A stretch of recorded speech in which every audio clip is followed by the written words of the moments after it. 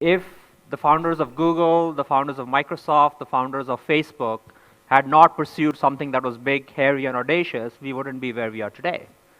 However, if we truly want to go 10x, as Debjani so articulately talked about, I think we have to add one more word to that lexicon, and that word is exponential.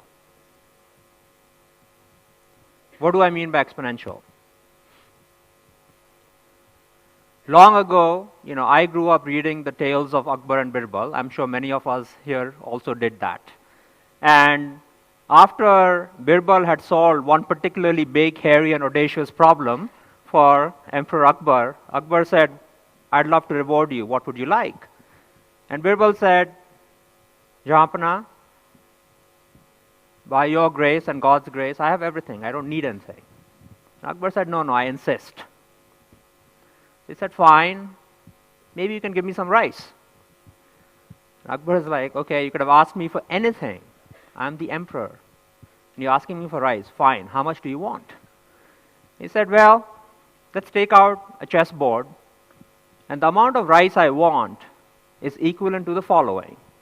Let's put 1 grain of rice on the first square, 2 grains of rice on the second square, 4 grains of rice on the third square, and so on." Akbar's like, "Fine, okay, whatever. This is some quirky trip you're on, but we can do that."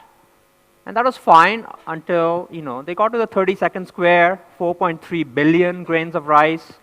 That's about 100 kilos. Very doable.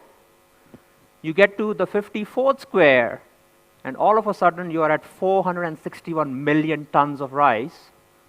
That's equal to the entire production of rice in the world in 2010. And you're only on the 54th square. By the time you hit 64, you're 1,000 times the world's production of rice in 2010.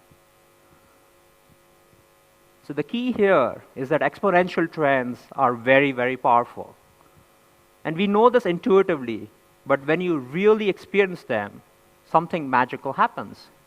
We've all experienced one such exponential trend over the last 50 years, and that's called Moore's law. Everything that we experience today, from this very simple ticker, to the light switches in our homes, to the very powerful devices that we keep in our pockets called our phones, none of this could be possible without Moore's law and the semiconductor exponential revolution. If someone had fallen asleep 50 years ago and woken up today, they would not recognize the world, because 50 years ago, none of these things existed. It's very hard to believe, but that's the power of exponentiality.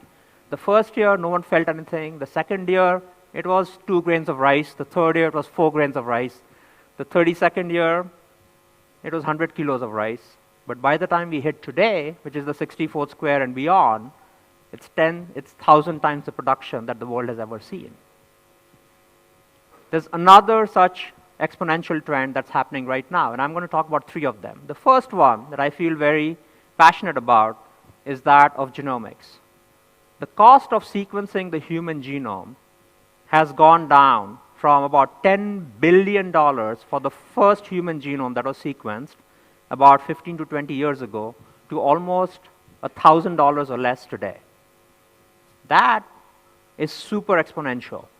That is faster than Moore's law. So what? Because most of us here are technologists. We don't really see, the last time we looked at biology was in high school. And even then, when I was in high school at least, no one knew what genomics meant, and no one talked about it. The fact of the matter is that genomics has completely changed the way we live, the way we build things, the way we dress, the way we tackle disease, and so on. Take, for example, childbirth. In the US, if you're a woman of age 35 or over, it used to be just 10 years ago that you would do something called amniocentesis, which is a very painful procedure where they take a bunch of your spinal fluid out to ensure that the unborn baby, the fetus, is healthy. It doesn't have diseases like Down syndrome, which are very debilitating and can be, not the greatest experience for everybody around. It turns out that the false positive rate of doing something like an amnio is very high. It's like 10 to 15%. So imagine being the parents of an unborn child not knowing if the child is going to be healthy or not. That's not a very good feeling.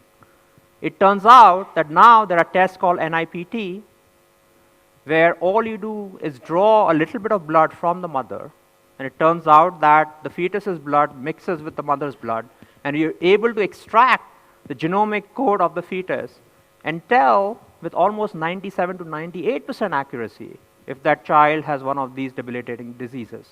That is very, very powerful. Or look at new materials that are being developed and invented. These are real shoes that Adidas makes. They are made from artificial spider silk. Spider silk is one of the most resilient, lightweight, durable materials known to humankind, except imagine one of us owning a spider farm. Not exactly the kind of things you want to talk about in a cocktail party, right? What do? I raise spiders for a living. Instead, you can actually generate artificial spider silk by changing the genomic code of bacteria and yeast and use them as farms to produce this material. Take the way we can now go after diseases like Zika virus. Zika, as we know, is again something that's really, really bad, especially for pregnant women, young children, older folks. And, it is mortal, it's lethal. One of the ways in which scientists have figured out how to combat something like the Zika virus is to genetically alter male mosquitoes and send them out in a population of mosquitoes that carry the Zika virus. How does this help? Well, these mosquitoes are programmed so that when they mate with the female mosquitoes, which are the ones that bite you and give you the Zika virus, they produce offspring that have a much lower probability of surviving. So they have offspring that are very, very weak. So the mosquito population sort of decimates on its own. The alternative to something like this is to use things like DEET.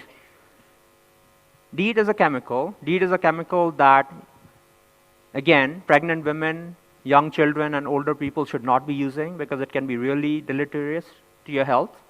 But that's the only other alternative. So these are all things that are already happening around us because of that power of genomics that we experience every day and may not have known of. The second such exponential trend I want to talk about today is that of IoT. Again, something like IoT or Internet of Things we've all experienced in some way, shape, or form. Our phone acts as one of the biggest IoT devices which tethers us and who we are to a big cloud computer. But these IoT devices, and they are growing. They're gone from 10 billion to close to 30 billion today. And we have a view at Softbank that they're going to go to 1 trillion devices in the not too distant future. They are growing at a very fast clip. What are some of the places where we see them in action already? This is the control room for the California ISO, which handles 80% of all electricity for the 5th largest GDP state nation in the world called California. It's not a nation, but those of us who are from California would like it to be honest. But it is the 5th as a state, it is the 5th largest GDP in the world. 30 million people, 80% of all electricity, that's handled through this. And one of the companies that helps them is a company called OSIsoft. What does it do? It takes sensory data from every power generation plant that is in the system and helps in the better distribution and transmission. That's the power of IoT. That has been going on for a while. OSIsoft's been around for almost 40 years now. Take another example, which is more recent. It turns out that water is one of our most precious resources. We are going to run out of water at the pace at which we use it. A lot of it gets used in agriculture. Well, we need water in agriculture because how else will we get food? But it turns out that if you water your plants too little, they dry out. If you water them too much, they rot. There's no really good way of knowing how much to water your plants. You do one of these. So now, in advanced farming techniques, what's happening is people are putting in really inexpensive moisture detection sensors in their fields, spaced out, and then these are all sensors are connected to each other, and then they are connected to the irrigation system, which then turns on the water as required. This does two things. It uses 50 to 60% less water, gives you better yield of the crops, and also reduces the power consumption because your water pumps are not running all the time, only when needed, and only in the spaces in the field as they are needed by 15 to 20%.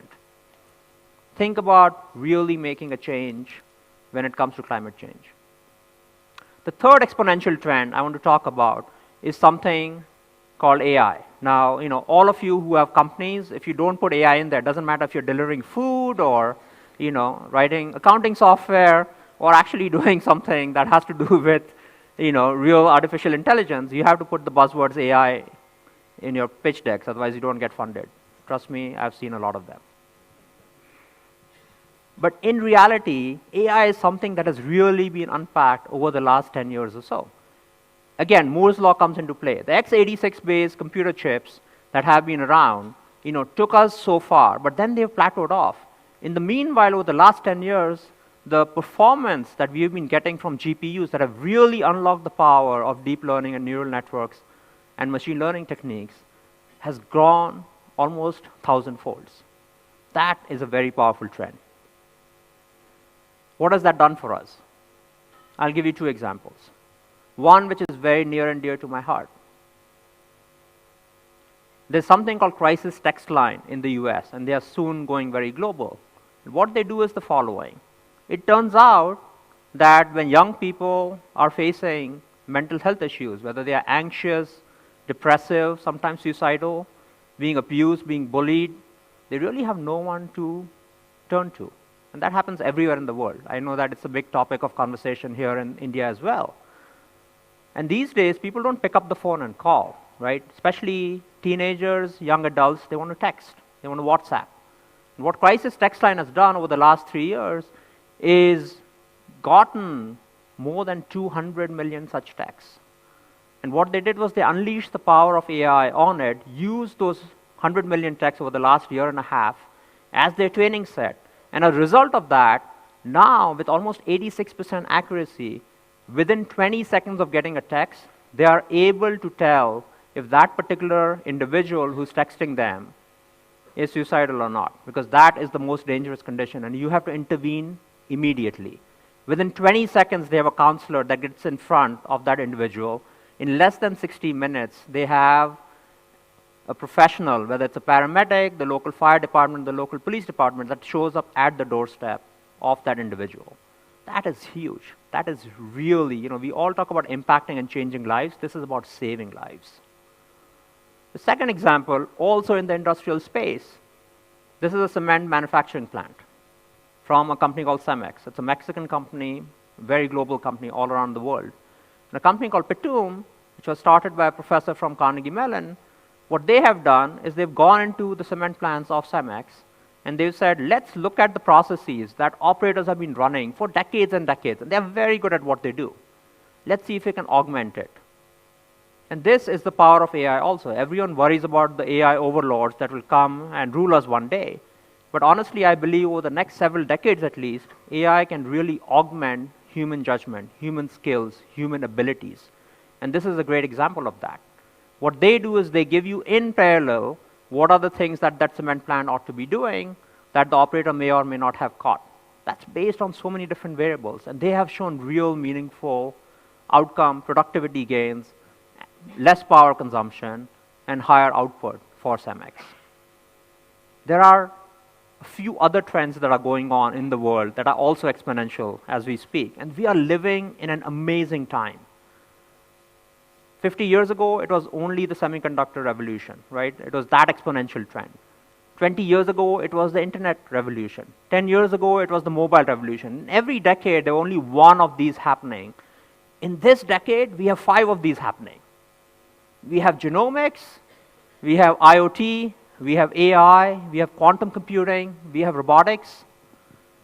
This is the era of abundance for technologists. And that's why I'm saying that go after not just big, hairy, and audacious, but also exponential goals. We did a bunch of questions from, luckily we have WhatsApp groups with lots of product entrepreneurs on them. I think the first question I'd like to ask you, can you map these trends to India, the opportunity in India, right? Yeah. What do you see happening there? You're seeing probably lots of plans coming out of India too, hopefully. Where do you see that happening? I mean, some of these that we can touch, like for instance, the IoT space, genomics, how would it impact in India, and especially new ventures. Yeah.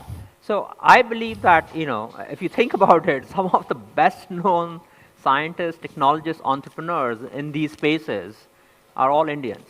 So clearly this is not about talent. So, if I go back to what Devjani was saying earlier, which is talent, capital, resources, the thing that is lacking the most, and that's true in the US and the Western world as well, though not to the extent that we see in India, is policy. So China, I think, is the shining example. So they have taken these trends and they have basically decided that we are going to be the premier nation in AI, in genomics, and they are putting in to the tune of $10 to $100 billion over 1 to 5 years. In the US, they are putting in somewhere between $300 million to $1 billion a year. In India, like if you take the example of genomics alone, I think the total government funding for genomics is probably in the neighborhood of $30 to $50 million. And these are vast policy scale decisions to be made, and the impact to have that, they have to become programmatic. It's not about one company, one entrepreneur, and there are lots of them here that are happening. But if there's a will in the government, these things happen. And as we know, in the space program, right, we are at par today, India as a nation, as with any country around the world, and that's because of a very concerted effort over the last 2 decades.